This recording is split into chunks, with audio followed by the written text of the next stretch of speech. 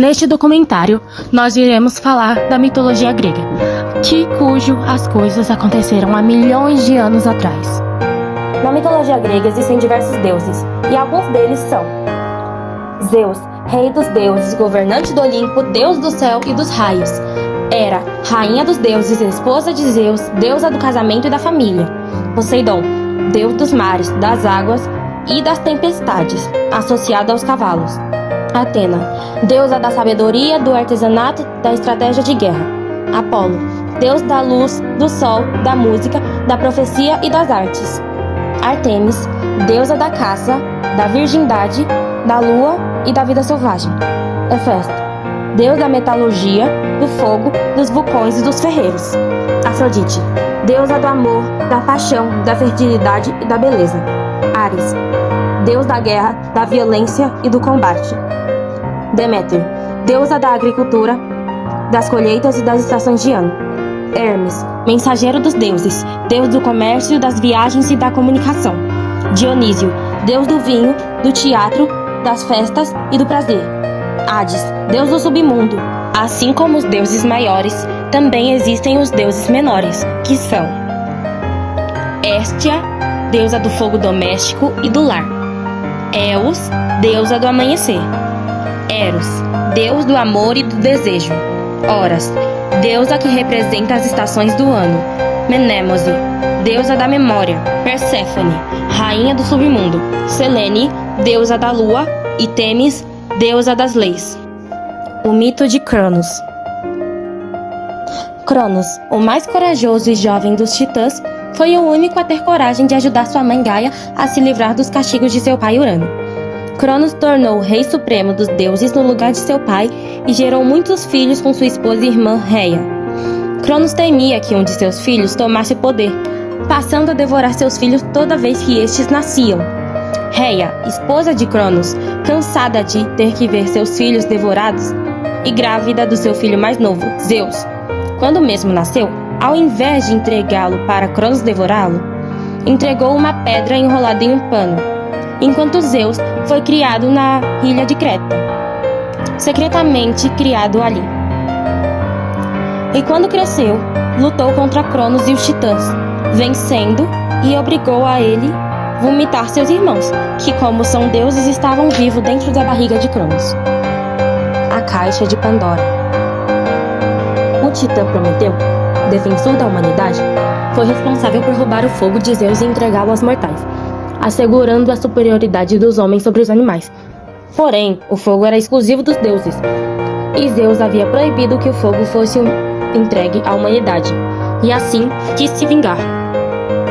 Então Zeus criou Pandora, a primeira mulher, e deu-a ao irmão de Prometeu, Epimeteu, como um presente. Zeus deu a Pandora uma caixa, avisando-a para que nunca a abrisse. Porém, por sua curiosidade, Pandora abriu a caixa, libertando todos os males para o mundo, como a miséria, a inveja, a doença e a morte. Após a libertação dos males, Pandora fechou a caixa, e a única coisa que restou ali dentro foi a esperança. O mito de Narciso. Narciso é filho de uma ninfa com o deus dos lagos. Certa vez, quando Narciso ainda era uma criança, sua mãe procurou o adivinho Tiresias para saber se o filho terá uma vida longa. Porém, a resposta a deixou perturbado. Ele só viverá muito se não se conhecer. Desde pequeno, Narciso chamava a atenção pela sua beleza, e conforme os anos foram passando, não faltaram pretendentes, tanto meninas quanto meninos, interessados pelo rapaz. Mas Narciso não queria saber de ninguém. Ele desprezava todos. Certo dia, enquanto caçava no bosque, Narciso foi surpreendido por Eco, uma ninfa condenada a repetir o final das frases que os outros falavam. Essa maldição havia sido imposta pela deusa Hera, irritada com o fato da ninfa distraí-la com sua tagarelice enquanto Zeus, seu marido, se encontrava com suas amantes. O diálogo entre Narciso e Eco, como pode-se imaginar, não foi nada bom. Eco só conseguia repetir as últimas palavras que Narciso dizia.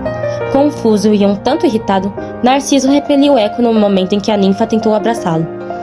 Sentindo-se rejeitada, a pobre ninfa se isolou no meio do bosque e já não queria nem mais comer nem beber. Tempos depois ela morreu, mas sua voz permaneceu. Eis a origem do Eco. Após o incidente com ela, Narciso continuou desprezando todo mundo que ousasse querer conquistá-lo, até que uma ninfa clamou aos deuses que Narciso fosse punido, e a punição veio pelas mãos de Nêmesis, a deusa da vingança. Durante um passeio pelo bosque, Narciso encontrou uma fonte de água cristalina, que até então nenhum ser vivo havia tocado. Debruçou-se sobre a ponte e, sem se dar conta de que se tratava de seu próprio reflexo, viu um belíssimo jovem olhando diretamente para ele. O deslumbramento foi tão grande que Narciso não conseguia parar de olhar para aquele misterioso rapaz. Estava, enfim, apaixonado. Mas logo veio a decepção. O amor de Narciso não era correspondido. Nem abraçar o seu amado ele podia. Apesar disso, recusou-se a abandonar a fonte de água, na esperança de que um dia pudesse concretizar seu amor. Mas isso jamais aconteceu. Profundamente deprimido, Narciso deixou de comer e beber e acabou definhando à beira-fonte de água. No lugar onde morreu, nasceu uma flor amarela e branca, que hoje conhecemos pelo nome de Narciso. Como a Grécia foi invadida? A Grécia foi invadida inicialmente pelos macedônicos, que dominaram o território por um longo período. O Império Romano dominou a Grécia após a invasão de Cartago, com as Guerras Púnicas. A conquista do espaço grego se consolidou após Roma conquistar todo o território dos macedônicos. Com a dominação romana, a Grécia tornou-se um lugar de prevenção da cultura clássica, mas com a cristianização do Império Romano, tudo o que havia de mais desenvolvido, como as teorias e filosofias, foi condenado com a ascensão da Igreja. A cultura grega foi repelida, e isso contribuiu para modificar a história da Grécia.